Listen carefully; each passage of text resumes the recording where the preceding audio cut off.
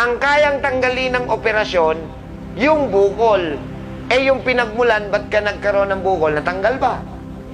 Kaya pala ang bukol, kahit ipa-opera nyo, babalik lang ulit. Maglilipat-lipat lang siya sa parte ng katawan ng pasyente. Ang trabaho ng chemo at radiotherapy, papatayin niya lang ang cancer cells. Eh yung pinagmulan, paano ka nagkaroon ng cancer? Natanggal ba? Kaya pala yung pasyenteng may cancer, kahit ipa-opera nyo, ipa-chemo, ipa-radiotherapy nyo, bumabalik lang ulit ang cancer. So kung may kakilala kayo may bukol, sabihin nyo, wag ipagagalaw, wag ipababiopsy. May pangtunaw tayo dyan. Ito Mark and Maria's Bitoon Herbal Oil, safe and painless remedy. Mabisang pamahid sa cyst, almoranas, loose-loss, lipoma, goiter, at iba pang bukol sa katawan.